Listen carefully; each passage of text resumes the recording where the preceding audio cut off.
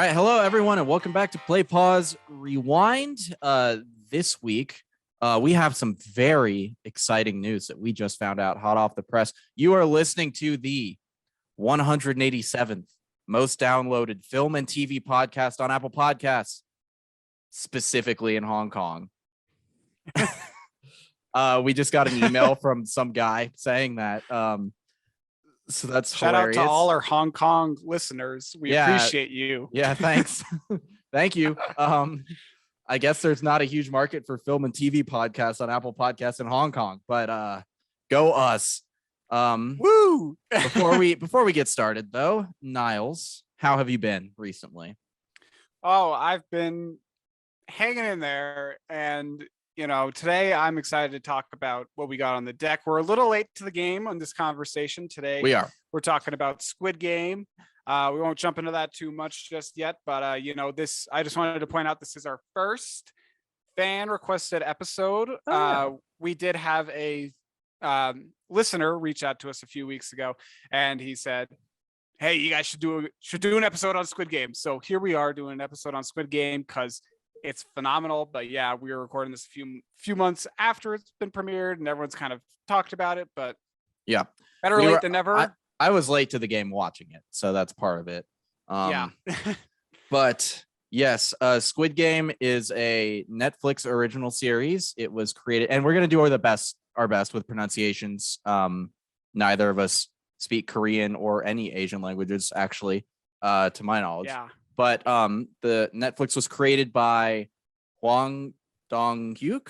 It was Netflix's most watched series, becoming the top viewed program in 94 countries and attracting more than 142 million households, amassing over 1.65 billion viewing hours in 4 weeks.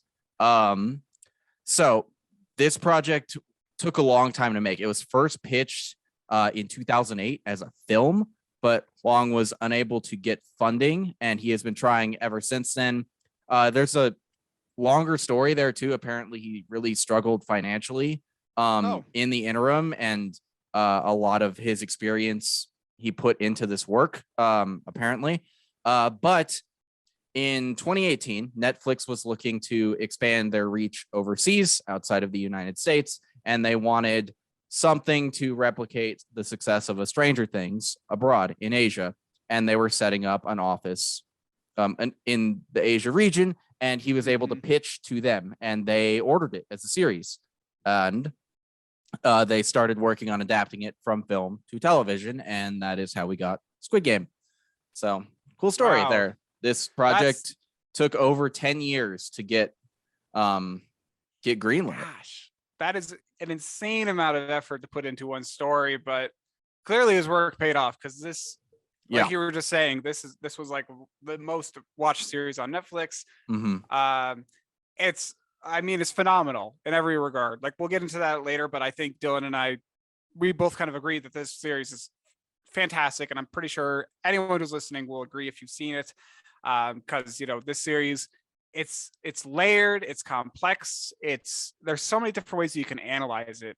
From like a human nature standpoint, from a classism, from capitalism standpoint, societally, philosophically, there's so many different ways that you can come at this narrative and just walk away with just a different understanding, a different perspective, or just like a neat new idea. And I'm really excited to talk about it. Yeah, likewise. But the series follows a series of people who are seriously struggling financially in South Korea, and it puts them into sort of a game where they are all playing children's games against each other.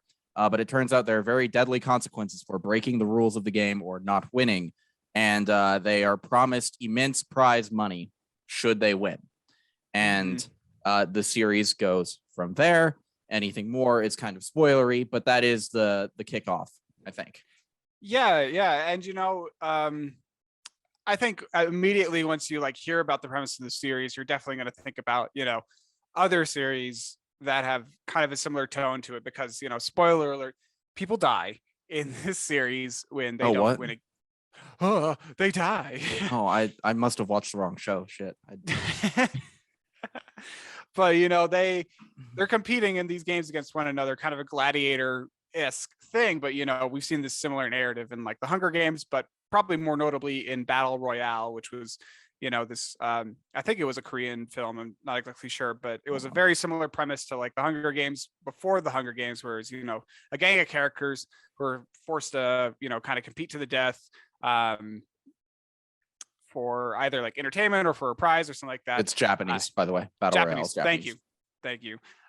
Japanese. And I watched Battle Royale a long time ago, but that was a very interesting film in its own right as well. Okay. I encourage you all to go check it out. I'll have to watch it as well. Yeah. But yeah, I think there's not a whole lot to talk about outside of spoilers, because I always just enjoy talking spoilers. So you want to jump into that, or do you have any more thoughts? Let's do it. If you haven't seen Squid Game, watch Squid Game, and watch it subtitled. Don't watch the dub. I listened to some clips of the dub. Very funny. But yeah.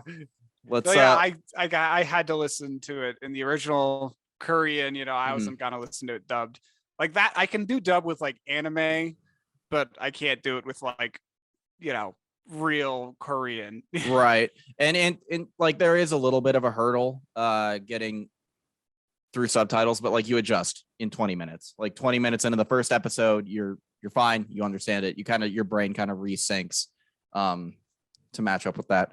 Unless you're like dyslexic or something, then that's understandable to not want to do that. But on that note, we should do spoilers. I think we have several main characters that we follow. We have Gi-hoon, who is our protagonist. We have his childhood friend Song-woo, who got out of poverty. Presumably he's works in medicine, right? That's what it was something like that. He went to a prestigious school there. I think it was like he did some trading actually, because he yeah so he was a trader.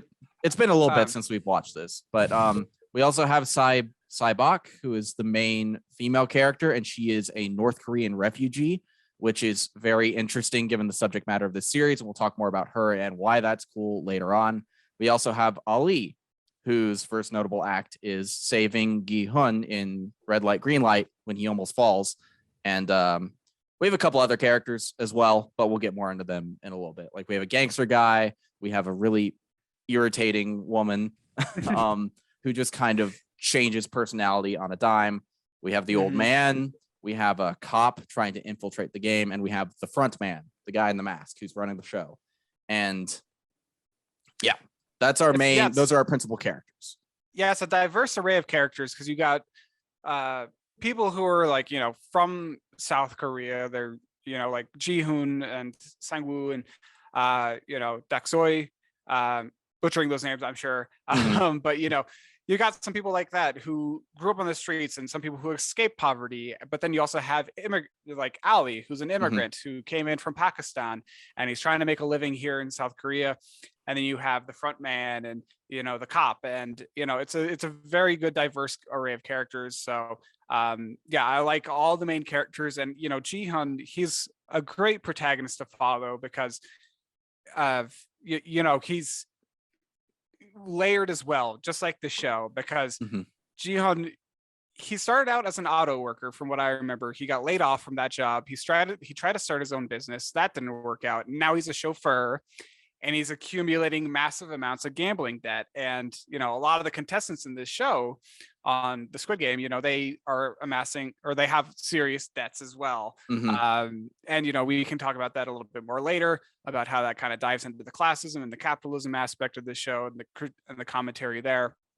Yeah, well, and another important part about Gi-hoon's backstory, he was an auto worker and they went on strike, and that is why they tried to close the company tried to close the factory, and the workers, how they did like a sit-in strike, like they occupied the area so it couldn't happen or something, and someone gets killed in that strike. One of his coworkers gets killed, and that's part of the reason he struggles so much, is he has that trauma that he's not able to deal with. And I think he is I don't think it's not possible to talk about this show without talking about what it is really about, and that is capitalism. Unless you're an idiot like Tim Pool, who thinks it's about communism because he's stupid. Wow. Yeah. Way to miss the mark there. Yeah. And if you had any doubts, this is a quote from the show's creator. I wanted to write a story that was an allegory or fable about modern capitalist society, something that depicts an extreme competition, somewhat like extreme competition of life. But I wanted to use the kind of characters we've all met in real life. And I think Gi Hun is a great protagonist for this type of story because he's if you listen to like some conservative commentator or something, Gi Hun is the exact type of person that like a Ben Shapiro would point to and say like, well, he's failing because of his own actions. Like he's bad with his money. He's a gambling addict. Like it's his fault that he's poor. And they would completely ignore all the other parts of his character where like he had a job, he had a salary, and his company fucked him over. And then he had trauma because someone died, and he's trying to support his kid. And he's doing his best. And we see his kindness and empathy through the whole story and how he works to like elevate the people around him and keep them going, and how that's a disadvantage in the system. And I think he's such a great protagonist for this allegory because of all that. Like everyone who is suffering under our current system is on some degree of a spectrum like Gi Hun. We all have strengths and then vices that hold us back. Like every single person does. And it's just about where you are from your spawn point that like determines where you end up in the hierarchy, you know? Mm-hmm. No, totally. And, you know, I think that also speaks to like how difficult it is to climb through the ranks there. Mhm. You know, like someone like Sang-woo, who is, you know, Ji-hun's childhood friend, but he went to, you know, a prestigious school, and, you know, he's got like this great degree, and Mhm. everyone assumes he's a success. Like he's kind of like the dream, someone Yeah. who like pulled them up by their bootstraps, which is kind of stupid of a saying to begin with because their boots are already on. Well, the saying was initially satire. That's why it is that Oh, way.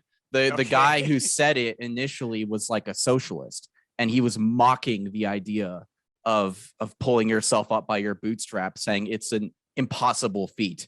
And then people Mhm. forgot that and use it genuinely now. Yeah, right. And it's funny, I didn't know that. But like with Sang-woo, you know, he's kind of got this weird superiority complex, you know, where Mhm. he sees himself as being elevated above people, especially like his friend Ali, which we'll talk a little bit more later. But, you know, he definitely views himself as superior to a lot of people, but he's accumulated like the same amount of debt as everyone else, or like Yeah. even more so. He's not doing well. Like the government's kind of out to get him. Like they Mhm. came around to his mom's shop later on in the series to be like, "Where's your son? We need to talk to him." Right. You know, it's an interesting juxtaposition between, you know, Ji-hun and Sang-woo. You know, I like those two characters. I think it's great that they included them, and Mhm. you know, it kind of speaks to those, you know, the similar ideas of capitalism and these two characters. And as the series goes on, it becomes, you know, more layered, more complex, more multifaceted, Mhm. etc. Yeah, well, I think Song-woo is a great representation of people we see in the real world too, because you have people who start off at the bottom and do find a way to succeed in the system, and then they look back and at other people like advocating for change and say, "Well, I was able to do this. Like, just work hard. Just work hard, man. If you work hard, you'll succeed." And then completely like missing the point that they are the exception rather than the rule. Because Mm-hmm. and you see with him, he's a great example of the critique the show is making, because like outside of the game, when Ali needs money for the bus, Song-woo gives him money selflessly. He didn't have to do that. He gets nothing Mm-hmm. out of it. And he's you can see he is a good person. But within the game, he's a ruthless motherfucker, Yeah. because the game, the system is not about working together. It's not about being a good person to your fellow man. It's about win or die. And if Mm-hmm. if Ali lives, Song-woo dies. So, and he makes that choice because the system he has been put in makes him make that choice. Right. And it's, you know, it's, I think, you know, throughout the entire series, there is this interesting idea as well, kind of to pivot a little bit on this talking point of Mhm. um, I can't remember the exact number of how much money it is per person, but it's an exorbitant amount of money. Yeah. It's like, I don't know, $50,000 or something like that. I can't remember. But like every single person kind of has this price on their head, and when they die, that money gets added to the total fund, and by the end, it's like 3.6 billion or something like that, or million, excuse me, A lot dollars. of money. Yeah, it's a lot of money. But it's very interesting, like that one scene where they it's the voting for the first time, and they're like, we need to decide if we want to keep playing this game or not.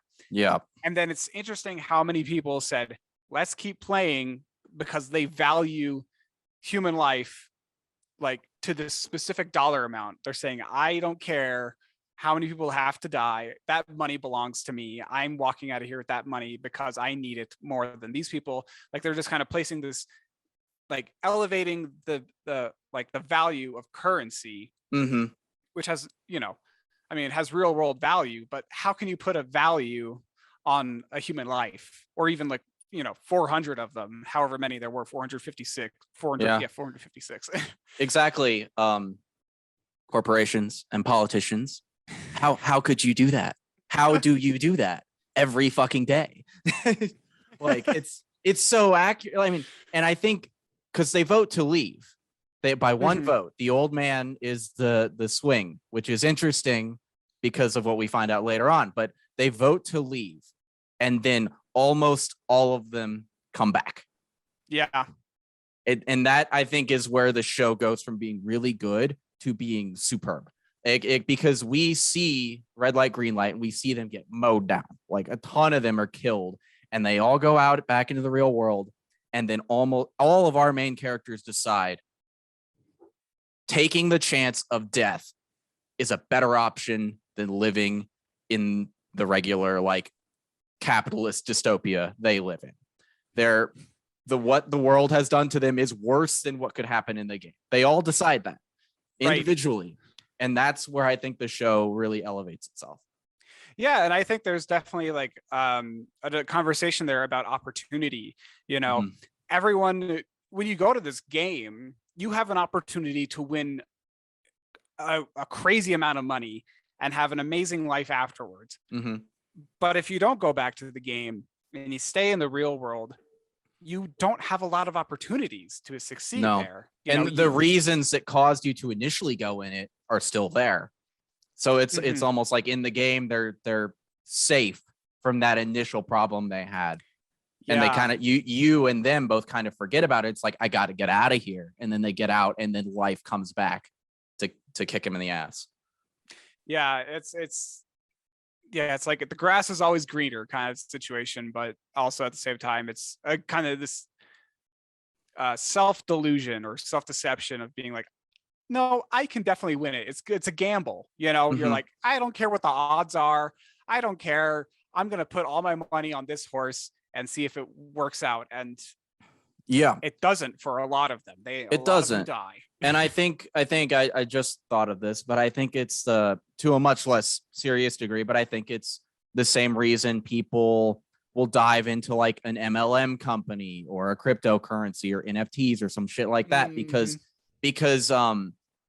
there's the chance that it might go to the moon, or they might be the one who makes all that money, like they see that MLM salary. It's like, if you're regional manager, you make $100K a year, not thinking about the fact that there are like 8,000 people in this company and only 8 regional managers or something. They're like, I could be that one, because like deep down, all of us know the broader system is such shit that people feel the only way to succeed is through this like extreme gamble, which is in this case, like life or death. Yeah. Super extreme. Because they start off with 456 of them, and it's not made clear at the beginning. Like at first it kind of seems like multiple people could potentially survive and split the prize. It does paint that picture. Not the case. And at the end it's like, you have to kill him to win. You have to win the Squid Game to win. And it's very upsetting, but the goal of this show is definitely to make you uncomfortable and to make you kind of think. It's forcing you to think through things, and kind of bask in the horror of these games Mhm. and, relate it to your own life. Like, the horses running at the beginning. I like the symbolism a lot in this series too. But Yep. at the first, like one of the first scenes that we meet Jihan, he's at like a betting place and he's betting on a bunch of horses, Mhm. and he's like crying because his horse lost. So he Right. lost a bunch of money. But then by the end of the series, he's in the limo talking to the front man, and he's like, "You were the horses." Like he's literally telling him, like, Mhm. we were betting on you. Yeah. You were the horses. It's just like, it's not subtle. yeah, it's not very subtle, but I do appreciate that symbolism of the horses, and like, it's all just this big crazy horse race that you have astronomical odds, and unfortunately all the horses die. Mhm. Yeah. Well, and it's this idea of spectacle for it's like the impoverished providing entertainment to the wealthy VIPs, who are actually my only negative of the show, the VIPs, which Yeah. I'll explain a little bit. But and it just before I do that, it just reminded me today there was, I don't know if you've seen it yet, but this week there was a video of at a hockey game in between one of the periods. Mhm. For some reason, they put out a big mat in the hockey rink and poured 5,000 $1 bills out on the thing. And then I'm not making this up. This happened. And then like, I think it's like 10 teachers went out there on their knees and competed to grab as many dollar bills as possible to buy school supplies for their classroom. In front What of a the stadium, fuck? in front of a stadium full of hockey fans. This happened this week. And I'm like, there it is. It's literally like people bought tickets, and during this big spectacle event, a bunch of teachers competed for $1 bills to buy supplies to teach children. Wow, that's there's so many things wrong with that. Yes, It's but it's very aggravating. relevant to the show we're talking about because Yeah. because I mean, you're watching the Squid Game, and of course, I think pretty early on you can get the idea. It's like there is an audience for this program, and Yeah. then we meet them in the 7th episode, the VIPs, and they are all coded as sort of Western businessmen, it seems, Mhm. and they all have on these like Rothschild style masks, like very culty, weird. And the reason I don't like them, and there are reasons for this, is I think all of their performances are very cartoonish, and I think Yeah. that's partially intentional, but also this apparently happens in a lot of non-English stories where English actors are present, and I'm sure it happens the other way around too. We just aren't as aware of it. But Yeah. the dialogue is very stilted and weird, and that is generally in cases like this because it's written by people who do not speak the language and put into a translator. And then some of the actors have also talked about how like we were all wearing these really heavy masks, just sitting 20 feet away from each other and just sort of spouting these lines into the ether, so they all come off as kind of goofy. But that's really my only negative against the show. Well, the other one we'll talk about later, but that's the main one, is their Yeah. performances are very odd. Well, yeah, they just kind of seem like, the little cliche of like an evil rich person who has nothing better to do than like wear a mask and go to a private Mhm. island to watch people kill each other for fun. Like, yeah, okay, that's fine. I guess if you're gonna have like a bigger villain who's there, and that's okay for me. So I don't have as much of a problem with them. You know, but I can understand your complaints with them. Yeah, I think just the implication that they were there for me would have been enough. Or sometimes maybe we see like a shadowy figure from behind watching it on a screen or something like that. I just think their dialogue was so weirdly cartoony. It just compared to the rest of the show that was so dramatically on point, I thought their scenes were not. But that's, Yeah, I agree. Let's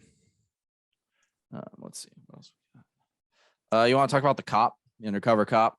Yeah, because he's my only other like complaint I'd say is like the story, because like he's got an interesting storyline. The undercover cop, what Junho. was his Junho. Yeah. So he seeks this whole Squid Game out because his brother goes missing, and he's like trying to get to the bottom of it. Like, where's his brother? And he gets to the island, and he goes undercover as one of the hench people. Yeah. And he kind of slowly works his way up, and he learns more and more. And it's definitely like at the end of it, you know, he's there during like the VIP party, and he like, you know, is recording everything, and he tries to get the message out. And then he's like on the cliff, he gets chased down to the cliff by the Squid Game people, and it turns out that the front man is his brother, and he gets shot by his brother. And his brother was a previous winner of the Squid Game. Yeah, and that's just, it's so interesting. Like, I think, you know, I think that whole storyline was really interesting for sure, because you know, they definitely built up to a fitting end for his character, the undercover cop. And you know, it's it adds another layer to the front man, it adds another layer to the Squid Game in general.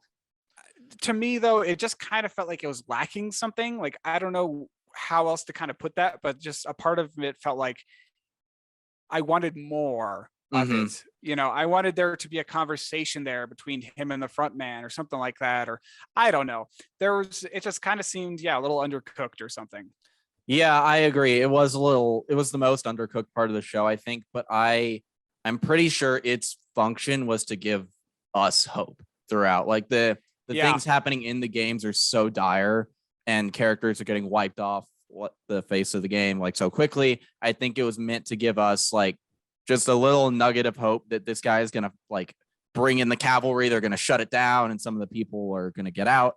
I think deep down, you know, that's not going to happen, but it's kind of manipulating you just a little bit so that you can have hope. So when it's taken away, it's more impactful.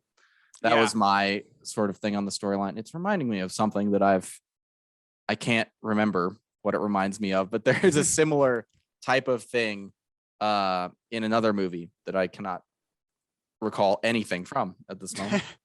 Well, that's super specific. Shouldn't have even mentioned it. But let's talk about Saibok for a little bit. She's the North Korean refugee. She is our female lead. And I think her character is so interesting. One, you really root for her motivation as much as you do Gi-hun's, I think. Because she wants to get her mom over the border, right? That's her motivation, and to reunite her family.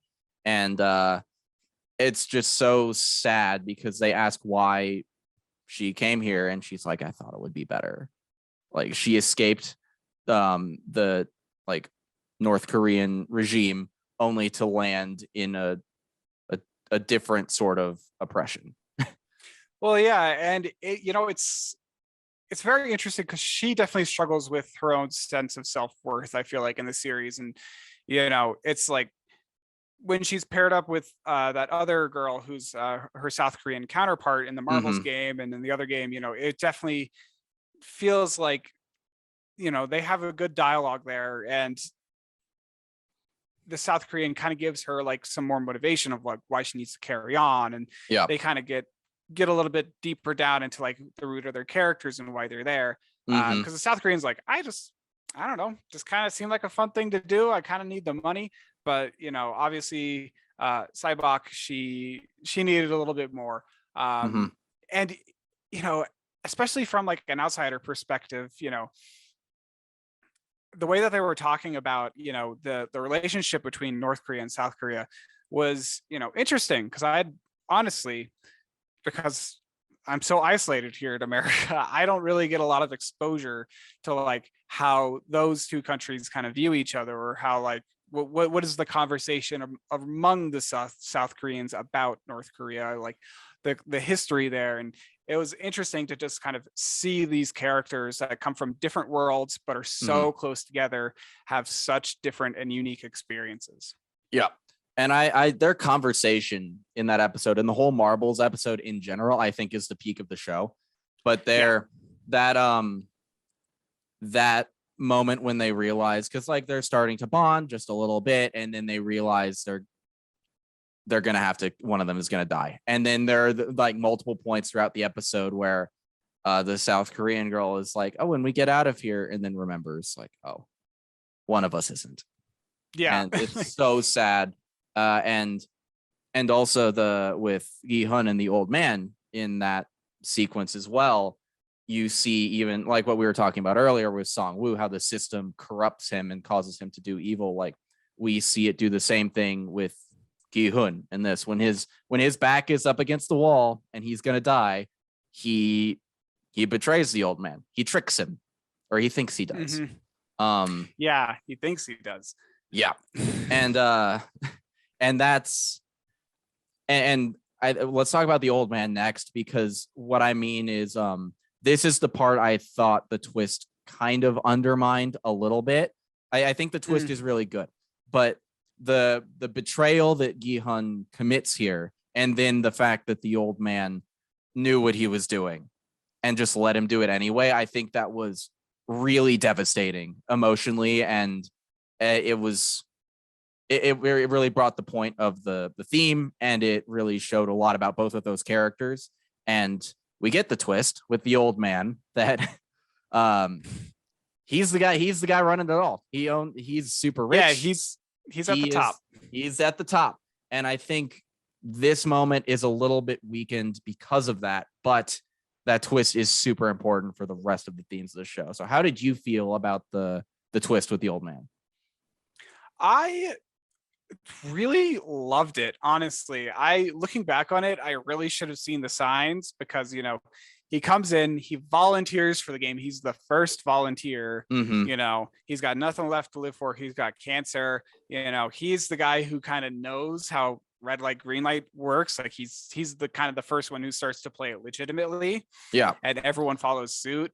And he's kind of, and I actually noticed this like on like, I think it was like a Instagram video or something like that, but like in specific scenes where everyone else is wearing handcuffs and stuff, I don't think he's like wearing like a handcuff, or it's not like locked up to anything. And it's like, right. Wow, I should have seen this coming. But like, I think the reveal, the twist of him being in charge of the Squid Game was very interesting. And, it definitely,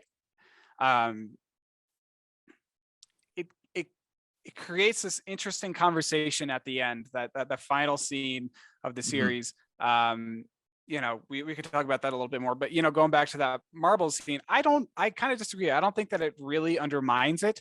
I think it adds some layers to it when you kind of look back and you say, oh, he was in on the long con. Like, I know it's not as emotionally devastating as it once was, because when I was about to cry, honestly. I did. I think. Yeah. I was, and I guess maybe I shouldn't say it undermines it. It changes what the emotional context of that scene is.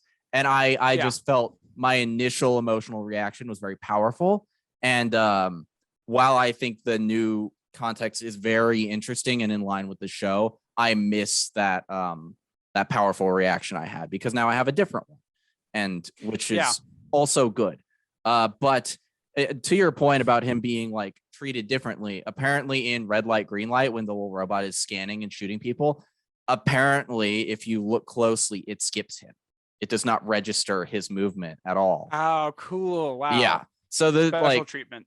Exactly. Special treatment, which also going back into the theme, like there's when the doctor gets caught and killed and the front man gets really mad. And he's like, you've defiled the sanctity of the game. The whole point is that everybody has a chance. Everybody has the same chance.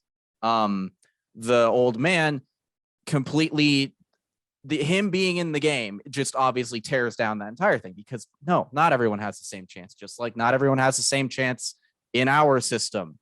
There are other factors, and like certain people get special treatment, and who has that and who doesn't is not due to anyone's like personal responsibility. It's your spawn point. It's where you started.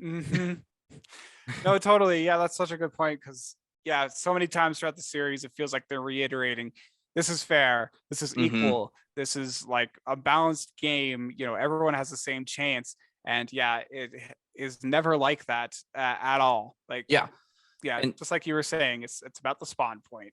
And the fun part about, I mean, it's not fun, but the interesting part is that with the first couple times that's iterated, your first thought is, of course, it's not equal. Look at the old man. He's obviously at a huge disadvantage compared to the other younger contestants. He has cancer and is dying and is really old. But then it flips because he's the only one who was going to make it out safe. Yeah. Yeah. It's such an interesting reveal. And, I think that, it ties into the whole classism aspect of like that whole theme of the show. Cause yeah, like we were saying, you can analyze this show from like every possible angle: capitalism, human nature, and there's also the classism aspect. And, it's a big theme of this show. And, I don't claim to be, clearly we don't claim to be experts on much, but when it comes to,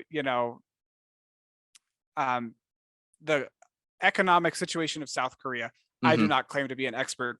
But from my understanding, it seems that South Korea is kind of experiencing this economic turbulence, where things are kind of changing a little bit. The economy is changing, and we also kind of saw this in movies like Parasite, where the middle class is being kind of forced down into a lower class box now, and the upper class is getting, inched up a little bit higher and higher away from the lower class. And that theme is certainly relevant or present in this Squid Game. You can see that with a lot of different characters, with Ji Hun losing his job at the factory, and now he doesn't have much money. He's a chauffeur. He's trying to get back into the middle class. You see that with Ali, the Pakistan immigrant, and he hasn't been paid for 6 months of work. Even though he's a diligent hard worker, he's being taken advantage of, and he's definitely in the lower class. And it's so clear that these rich people, with nothing better to do, are just exploiting the working class for entertainment, and sometimes participating in it, like the old man does. Yes, engaging with it. Well, and you also have the front man himself, who is, I mean, it's such a it so lines up so cleanly with the real world. But it's like he was in the rat race. He was a contestant, and instead of in contrast to Gi-hun, when he gets out of the game, the front man, he becomes a cog in the system to perpetuate the violence for future people. And the like staff of the game, all the people in the suits, like they're complicit in it too. They are like the middle class, I guess. Like they are slightly better off, so they allow the system to continue so that they are not at the bottom.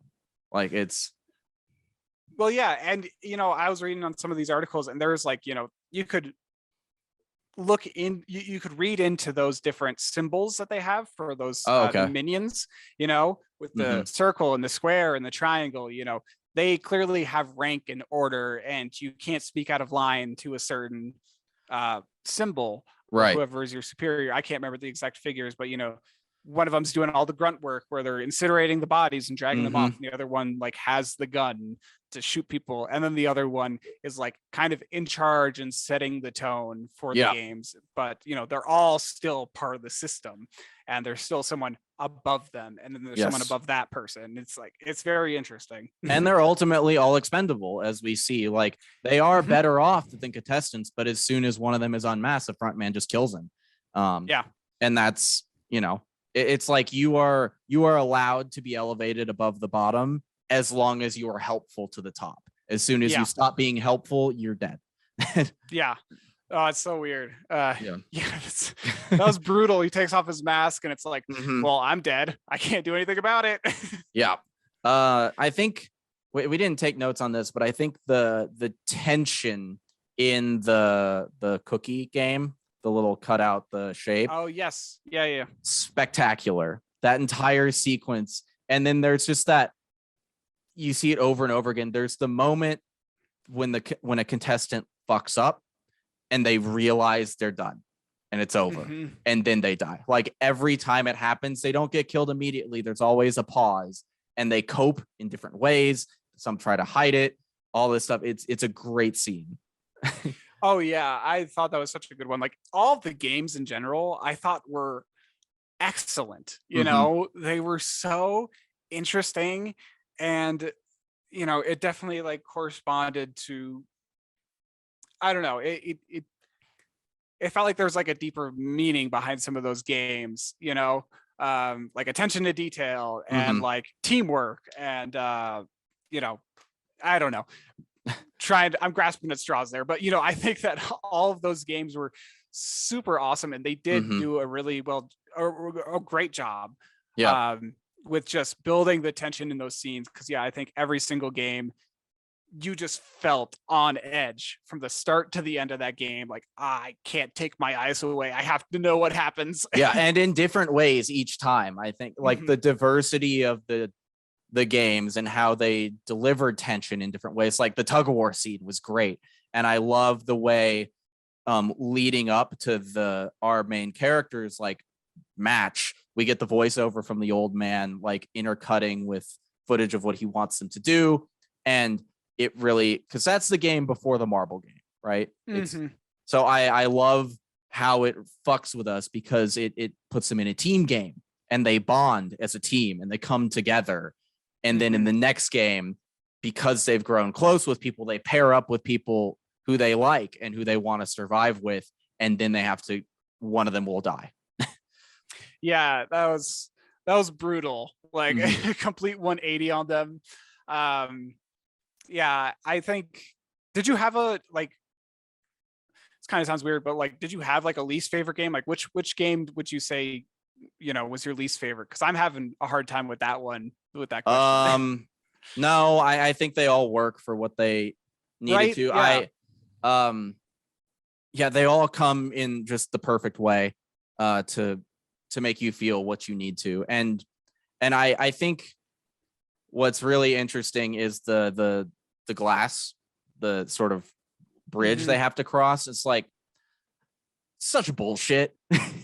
Oh, totally. Like, and it's just like the clearest example of the game's not being fair, because it's like if you go first, you're fucked. Like the first guy is not going to make it. There's no way. And then as soon as the one guy can start figuring it out, they take away his ability to do so. It's like that's him using his knowledge and his skill set to win the game, but that's not why they're there. They are there for the spectacle. They are not there for a fair game. That was never in. And then Cybok dies because of shrapnel. Like she succeeds. Yeah, she succeeds in the game, and then she gets a life-ending injury. Like I guess Songwoo ultimately kills her, but she was bleeding out already. She was bleeding out. Like she was in really bad shape. Yeah.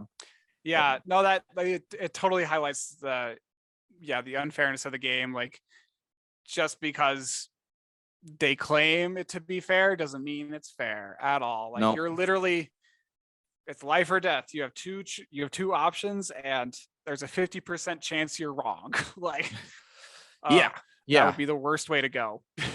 Totally. And I was glad to see the gangster guy get killed here. He sucked. And the lady who's kind of annoying as well killed him, which was great. God, she was wild, man. She was like just chaos incarnate. She was just like, I'm gonna go with whoever works best for me in the moment. Like, I don't care about forming alliances. I'm just doing what's best for me. Like, I'll manipulate the system however I can. And she's so transparent about it. It's wild, because it's like at the Marvel game, like no wonder no one wanted to be her partner. It worked out well for her ultimately, but it's like, you've alienated yourself from everybody here. Of course, none of them are going to go with you. What are you thinking? Yeah, right. Well, I think that definitely, it's about human nature too, because if that's how she's acting in the Squid Game, can you imagine how she acted in real life? Yeah, she was probably like the most cutthroat, manipulative bitch you've ever met. Like, or she's like that because she had to be to survive. Like, it's and that's part of it too. Like, all of them are there because they're basically like on the verge of death in the real world due to financial trouble. So there's probably, I mean, I think with all of them, there's probably we just don't see her backstory. Like we don't get windows into her backstory. So I think we're less sympathetic to her than we are to Gi-hun and Cybok specifically. Like Song-woo, you're sympathetic for at first, and then very quickly you're like, I hate this guy. He sucks. As soon as he like when and it speaks to how good and loyal Gi-hun is too, because he knows that Song-woo screwed him over on the cookie game, but he's like, he's my friend, I'm gonna work with him, like he's smart, I'm like, we're good together, we'll stick together. And ultimately he like he doesn't want to kill him at the end, even after all of that. He's like, we'll give up the money, but we can go home. No, yeah, that was a very interesting choice at the end. And I mean, you know, out of all the people, out of all the characters, I feel like the most transparent one and genuine one is Ollie, the Pakistan immigrant. Yeah, it's heartbreaking how his story comes to a close, because, you know, Ollie is he's such a trusting character because he's, you know, an immigrant who's unfamiliar with the customs, he's unfamiliar with the language, he's unfamiliar with the childhood games. So he's having everyone else explain this stuff to him. Yeah. You know, how the games work, and, you know, explain like words to him and stuff like that. Like he's so trusting that you could like be like, this word means love when it actually means go fuck yourself, you know? Yeah. Like he'd be one of those people who says, okay, yeah, I totally believe you. He's so trusting. And it's just such a shame how a story comes to an end, because, you know, Song-woo eventually betrays him and, you know, exploits his naivete. Well, and more than his naivete, just his trust, because at this point, Ali has reason to trust Song-woo. Song-woo gave him the bus money early on. They've been on the same team throughout, and like Gi-hun has been genuinely kind to him, and he saved Gi-hun, and he knows Song-woo and Gi-hun are friends, so he probably is like, I have, like, he's naive, but he's also just trusting in general, and he had won the marble game. He beat Song-woo, remember? So, and it was just like Song-woo exploiting his kindness to kill him. Yeah. Well, yeah, and it's yeah, because it's crazy, because over time, with that initial bus fare and everything, you know, Song-woo slowly builds up like this relationship, this bond with him through these acts of generosity and kindness. Like they're welcoming him to the circle, like they're teaching him things. But because, you know, Song-woo kind of always sees himself as being superior, you know, he just like, there's no way I could lose to Ollie. I need to figure out a way to win here. And he ultimately outwits him. It's kind of like, we have a show note here. It's like, feels like a representation of the exploitation of the working class. Almost like it. It seems very similar. Yeah, it's kind of like the whole show. Just a micro moment. And he can't even look Ollie in the face. Like Gi-hun is doing his big betrayal too, but at least he confronts the consequences of that, and sees it through. Song-woo runs and hides. And Song-woo is interesting as well, because when they're voting to stay or leave, he votes to stay. So he, even from the beginning, like, we know he's the guy. He's like, I'm gonna win this. I'm gonna go home with this money. So he's already on a different page than I think most all of our main characters are, because I think most everyone else we follow votes to leave. I could be misremembering that, but and I mean, you know, to play devil's advocate for Song-woo, you know, when they do leave the game the first time, you know, they go home, there's that scene that, you know, it seems like he's about to commit suicide, like in the bathtub, like he's in the suit and everything. He's just kind of, he looks really depressed, and he's like just sitting in the water. It's like, dude, you're ruining a really nice suit. And it's like, oh, it's because he has nothing to live for. He doesn't care about life anymore, you know? He's got tremendous debt. Everyone has these high expectations of him, and he's just not really performing to what everyone's kind of like setting on him. And then, so, you know, in that light, if you're on that, if you're in that kind of like depression, you know, I feel like the only thing to really do is say, well, I'm going to go try and find something that I'm good at. That's something that's going to be different and get me out of this funk. And so that's why he goes back to the games. I'm not saying he's a good guy, because he really isn't in this show. But, well, you know, Well, and you're right. I think you're hitting it on the head. It's like Song-woo is not the villain here. The villain is capitalism, and Song-woo is a victim, just like every other character. He is just willing to go farther than than Gi-hun is, and then some of the Yeah. others are, and he's willing to, and that's probably part of the reason why he was able to escape poverty and become wealthy for a time, because he was willing to be that sort of cutthroat person that I guess you may have to be to rise out of poverty to that degree. And like, and I think everyone's personality in the game is meant to show us who they are outside of the game. That's the point. It's like the game is a microcosm for the broader system. So Songwoo has probably done stuff like this before in the regular world to get where he got. And then he just eventually crossed the wrong people in the wrong way and everything fell apart. So, yeah. But Crazy shit. Yeah. And on the, to like give us some hope a little bit at the end, when Gi-hun is talking to the old man and they make the bet, because it's all about bets about the homeless man, and the bet is like, if by midnight no one has come to help that man, Gi-hun would give all his money back, right? That was it was something like that. Yeah. And someone does. The very last second, someone comes to help. And it's not much, but it's something. Well, yeah, it isn't much, but it does add some hope to the context that the system, that even if the entire system doesn't work how you want it to, there might be one small piece of it that does. And it also gives some hope for, future generations of things that can change and improve. And I really liked that conversation that they had at the end too. Like it is really on the nose about like, the meaning of the series, and it kind of talks about like, the old man, he got all this wealth. Once you've got like an excessive amount of wealth and you keep making more money, at that point, you've kind of achieved your dreams. So what more is there to do in life? It's kind of like playing a video game. Once you beat the video game, are you going to go, like, going back and playing the game again isn't very fun because you've already beaten it, and there's not real much reason to keep playing the game. But if you have to, you're going to find ways to exploit the system. You're going to find ways to be like, I'm going to put cheat codes in, and I'm going to do all this weird stuff, and I'm going to go like just mess with the mechanics of the game as much as possible.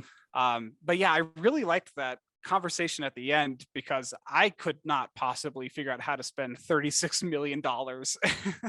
Yeah, well, and I think that's part of the point too. It's like that amount of wealth is, I always describe it as like having like that amount of money is like a Lovecraftian monster. Like it's incomprehensible and horrifying that there are entities that have that much wealth and power as a result of it.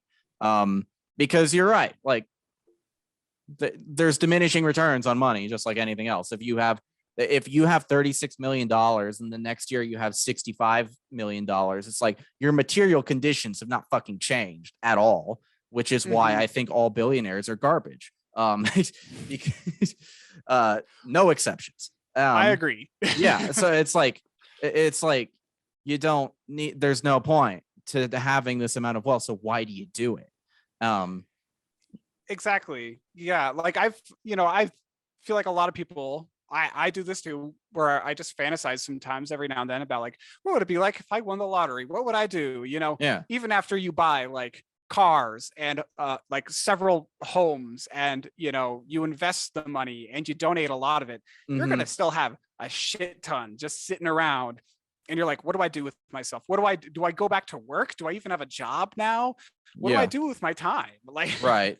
But I mean, what's the Powerball right now? Amount. A shit ton.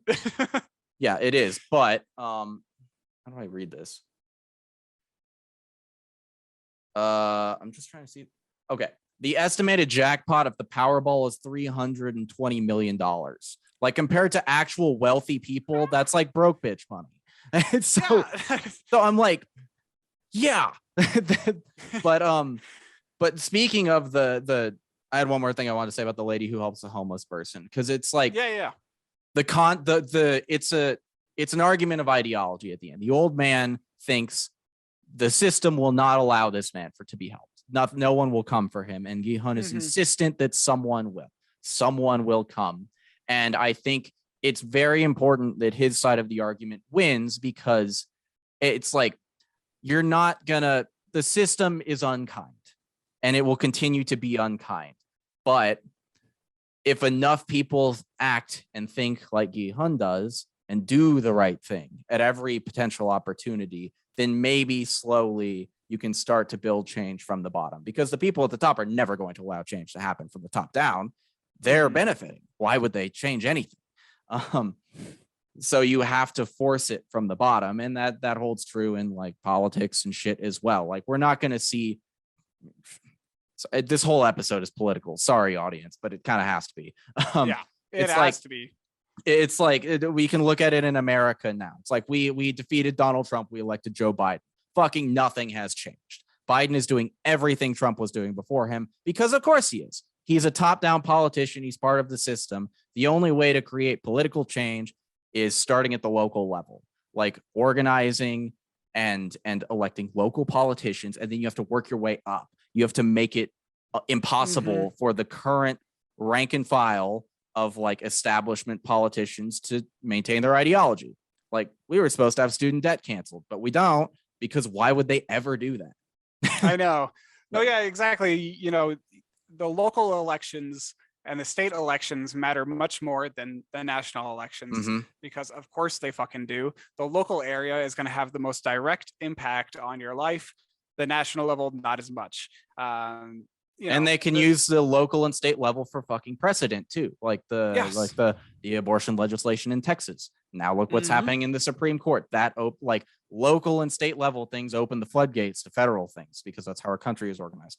We're going on a tangent a little bit with this, but the point is that Gi-hun's side of the argument winning out gives hope that change can occur, which I think leads into another controversial part of the show for me, and that is season 2. Yes. Yeah. Season 2. How do you feel about season 2? Because it is happening.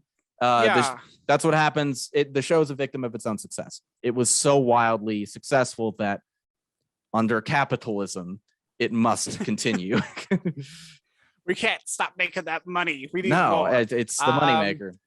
You know, I agree. I think it's unnecessary, you know, with the exception of a few things of like, I would like to see what Gi-hun does next. And I would like to get more information on the front man and, you know, kind of like a little bit more information on that stuff.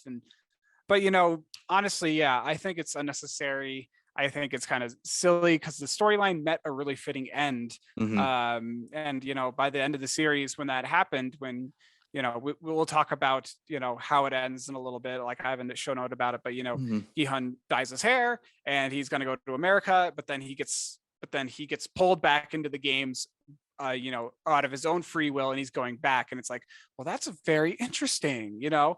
That's interesting. I did not interpret that way at all, actually. So, well, I mean, we'll definitely talk about it. I mean, but you know, he's pulled kind of back in through the phone call, and he sees like someone playing the same game that initiated him into the Squid Game across the way on the subway. So he's like, I got to go back and like check that out. But you know, yeah. How did you feel? How did you feel about it? So the way I read the ending is, so he sees the same guy who got him into it, slapping another person. And we can talk about the humiliation associated with that. It's just like poor people doing embarrassing shit for money, like how this rich smug fucker is just like dangling money in front of him, just like, here, just let me slap.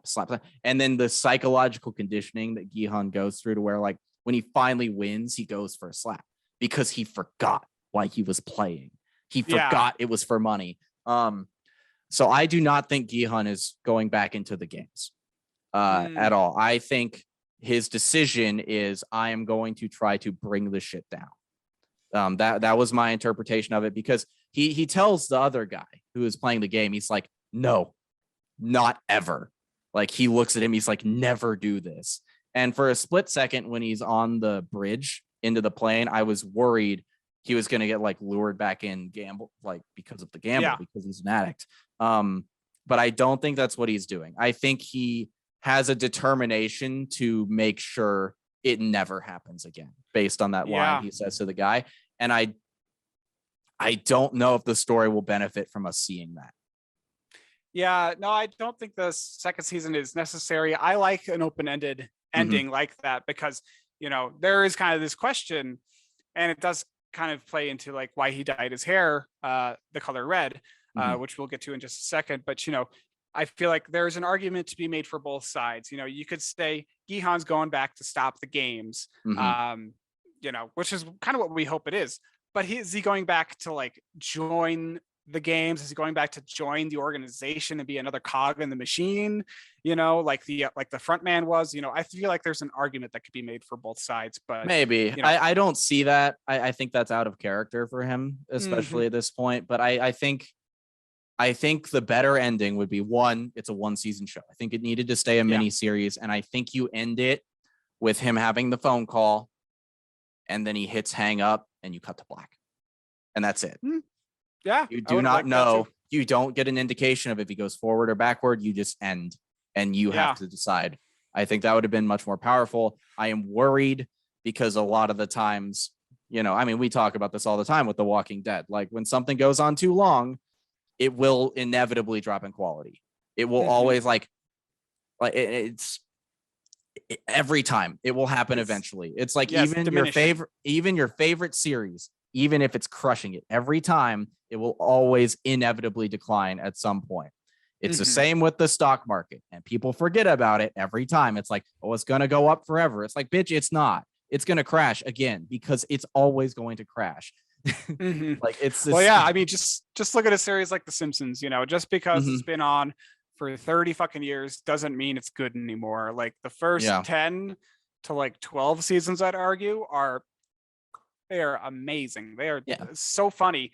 But you watch an episode today, it's gonna suck. Because you run out of ideas. You eventually run out of ideas. There's only so far you can take a premise, especially something like The Simpsons. It's a sitcom, right? Like situation comedy. There are only so many situations you can put the same cast of characters in, and then what is it? There's a term from that show. It's like the Flanderization, right? Where it's like a character. They start out, they have like a little gimmick that they do, but then eventually the character just becomes the gimmick, and like they're always going to do the thing they do in every scene, and that will diddly ho. Yeah, but yeah, so I'm worried about season 2. But even if season 2 is bad, season 1 is a good self-contained narrative, I think. Yeah. So it has that going for it, even if it's bad. Like it'll still be there. Yeah, whenever the second season comes out, I'm sure that we'll do another episode on it. So you guys can count on that. Play, pause, rewind will be here to look at that. But before we go any further, I want us to talk about the significance of his hair color change, because this is kind of like a big topic of interest. Across a lot of people. I've tried to figure this out. I've done some Googling on like Reddit and looked around. And there's a lot of different ways that I feel like you could interpret his hair color change. So Gihan, he wins the game, and a year passes by, and he has this conversation with the old man. He's like, you haven't done anything with the money. What are you going to do with it? Right. And he eventually, says like, I'm going to like get a haircut. I'm going to change up my hair. And he dyes his hair red. And he kind of gets rid of his money, and he's about to get on a plane to go off and like see his kid in America. But then he turns back around once he has that phone call. But it's kind of interesting choice of like, because you would just expect him to just like get a haircut because he looked so disheveled and he had such a long beard and stuff. But no, he gets a whole brand new hairstyle. So, I just wanted to ask you, Dylan, what do you think the significance behind that hair change is? I think broadly it is like showcasing control and power he has over his own life. Now he has the ability to do something like this, so he does. But I also think, and I do not know this, but I have heard that there is some sort of cultural significance in Korea with that type of hair color. Maybe not that color specifically, but I don't know that. That is just something I heard secondhand from someone who heard it secondhand. So I don't know, but it is I think it's an expression of his like freedom of his situation in some way. Which is he really free? Who knows? But well, totally, yeah. Because like, the color red is very prevalent in this series. All the people in the Squid Game that have the masks, they're all wearing these red outfits. There's blood, there's a lot of red in this series. So to me, red, part of it feels like it's part of the system. Red is the system, Okay. kind of feels like conformity, like it's a cog in the machine. So that's kind of why I said that earlier. Maybe he's going back to join the games because he changed his hair color. Maybe he's going back to be like the next front man or something. But again, I don't think that's necessarily it. But I think that you might be onto something with his individuality because then, red hair, it definitely stands out from the crowd. It does. Yeah. At least here. Yeah. Yeah. One more thought I had, and I think we're getting close to wrapping up the conversation here, but the Song-woo says as he's dying, I think, or as he's about to die, he says like, no one's calling us home anymore. Like our moms used to call us home when we would play these games. And it speaks to just sort of how disgusting the Squid Game is. It takes the like purity of childhood playground games and it just infuses them with death. And forever these people will have this trauma as a result of this. And it's just like a really gross extra level of exploitation. It's like, not only am I going to humiliate you for money and potentially kill you, I'm going to take away these like memories and associations from your pure childhood years. And I'm just going to ruin this for you forever. And it's really, that's a really good point. Yeah, it's really sad, but yeah, I hadn't really kind of thought of it that line that way. Cause I definitely didn't play a lot of these games when I was growing up, like aside from like red light, green light. I don't think they're American games.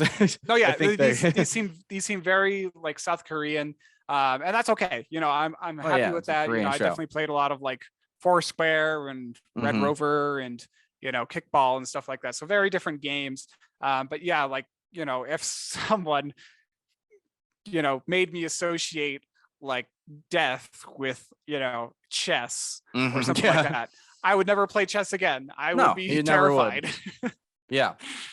And it's like it robs them of the opportunity to play those games with their kids too. Like Gihan has a kid. He's never gonna play Squid Game with his fucking kid now. Yeah, can't play that shit. Yeah, that's unfortunate. Yeah, and I don't want to spend too much time on the hair color, but I will just say, I think it also has something to do with him reclaiming his power from the game makers, which I think you already mentioned. But I also saw one theory that it was like him showcasing his inner anger with the world or with the results of the game, even maybe, or even maybe with himself. But yeah, I did like the use of that color in this series, and yeah, goddamn traumatic. Yeah, it is a very traumatic show. It's a huge recommend from me though. I think it's easily one of the best things I've watched this year and in a long time. It's fantastic. Absolutely. Yeah, I think this is definitely going down as like one of the best TV shows of the year. If you haven't seen it, why are you listening to this podcast? Like, go watch it. I hope you haven't made it this far if you haven't seen it, but it's a huge recommend.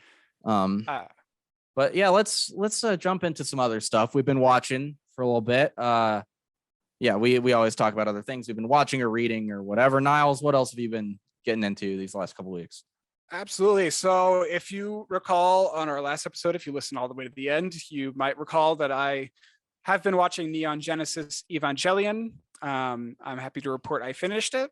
And the other day I watched the movie, or the 1997 movie. I know there's one from 2007. I don't know if I'm going to watch it. It's fucking weird as hell. It's really cool. But yeah, this series, it is kind of a mech anime, but it focuses a lot more on the psyche of the pilots of the mechs. And it's not so much just like focusing on like the battles, it's more like the psychology of it, and it's more focusing on like the trauma, and it gets conceptual, very conceptual in the last two episodes. Like it's very confusing. I won't spoil it for you, but the last two episodes are not what you think they're going to be. The movie is really what those last two episodes should have been. But it was really, it's worth it. I think it's worthwhile to watch. But it's a 1995 anime series. If you can find something better, to watch or something else that you want to watch, you could watch that too. But I like the Evangelion. It was fun. And I've been we just started watching the first season of Drag Race UK. Okay. So RuPaul's Drag Race has clearly become a worldwide phenomenon. You know, people are watching it all across the world, and Ru has started to branch out and start Drag Race in other countries. So there's Drag Race UK, Drag Race Canada, Drag Race Thailand, and there's Drag Race Italia, and I think there's a few others that I'm forgetting. But we're gonna start off easy. We're gonna go with the UK one. Cool. First off, that's fun. So yeah, that's what I've been watching. It's been a blast so far. Those English accents are hilarious. Yeah. But what about you, Dylan? What have you been up to lately? So I watched Ridley Scott's The Last Duel, and it is nice. Yeah, it's fantastic. It's really good. Big trigger warning for sexual assault, though. It is what the movie is about, unavoidable. But it's really good, and it stars Matt Damon, Adam Driver, Jodie Comer, and Ben Affleck. And I won't get into the story of it too much, but I really see it. It's really interesting in conversation with Gladiator specifically, I think. Because Gladiator, another Ridley Scott movie, is why I'm bringing it up here. But it sort of like elevates Maximus and the idea of Rome and gladiators in general. Like, it's a very I can't think of the right word, but it really like shines a good light on them and the idea that is Rome, that like Marcus Aurelius and Maximus talk about. And it's like there's the bad guy that has to be taken down. The Last Duel is almost like an anti that. In a way, it's like it paints the world and the characters, like the knights, the chivalrous knights, and the world they exist in as like clowns, just pompous clowns, and the whole thing is a farce. And it's really great, and the structure of the movie really plays with perception and how these events transpired, because you get the point of view of Matt Damon's character, you get the point of view of Adam Driver's character, and you get the point of view of Jodie Comer's character on the same events, and you do like one at a time. And it's very intriguing to watch the subtle and not so subtle differences in how they perceive these various things. Great movie. Should be watched for sure. I've also been playing the campaign of Halo Infinite that came out this week. I've been playing it on PC because I don't have an Xbox, and it's open world is different for Halo for sure. I'm not sure how I feel about it, but I am liking the story so far.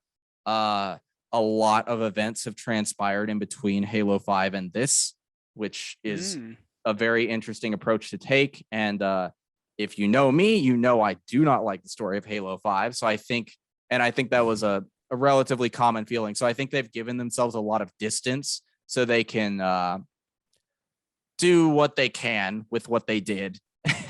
Yeah. So I'm liking it so far. I will report back once I finished it and see how I totally feel. I will say my one negative is boss fights are part of it now. And I'm not sure I like boss fights in Halo. I don't think it really works totally well. Like the environments and the first person perspective, I don't think are super conducive to large health enemies. Like there was one that I fought and I died like 15 times to him. It was a brute. He had a gravity hammer, so one hit kill on me. Incredibly mobile. And then the guy had enough health to tank 4 rocket launcher shots, 2 sticky grenades, and almost a full magazine of a gun, and he still was not dead. And then I ran out of ammo and had to reload, and he jumped at me and killed me. And I'm like, the fuck? Dude. Yeah. So that's... Well, I remember what was it? I think it was Halo 2. There were boss fights, like, or at least 2 of them. Yeah, there are a couple of them, but yeah, but I totally get you. Yeah, that's it's weird. It's just like the environment arenas are like more organized for you fighting lots of enemies, because that's usually how Halo encounters go.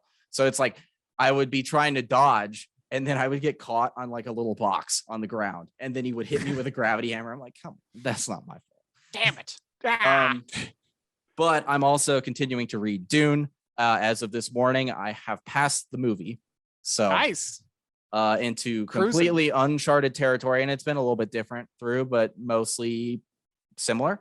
But that's all I've been reading. And another thing, not reading or watching, but I have a new video out on my YouTube channel. Finally, it's about Halo 4. Yeah.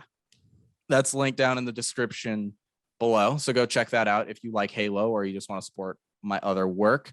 But I think that'll do it for us this week. Niles, where can people find you online? Well, people can find me online right now on Instagram at Niles Got No Styles. Feel free to give me a follow. But Dylan, where can people go to watch that video and follow you? Yeah, you can go to my YouTube channel, D-Day Movies, and just follow the link tree in the description. That'll be an easy way to get there. You can also find me on Twitter at D-Day Movies and on Instagram at DylanD1026 and on Twitch at D-Day_movies. And we'll be back for an end of the year episode for Spider-Man No Way Home. Ooh. So look forward to that. And there's a lot of cool stuff coming out. I want to find a way to talk about Hawkeye too, but we're going to have to do the Matrix after Spider-Man, right? Like, yeah, we might experiment with some kind of different format, but we'll see. Yeah, we're looking into ways to talk about more movies other than just our every other week episodes. But thank you all so much for watching or listening.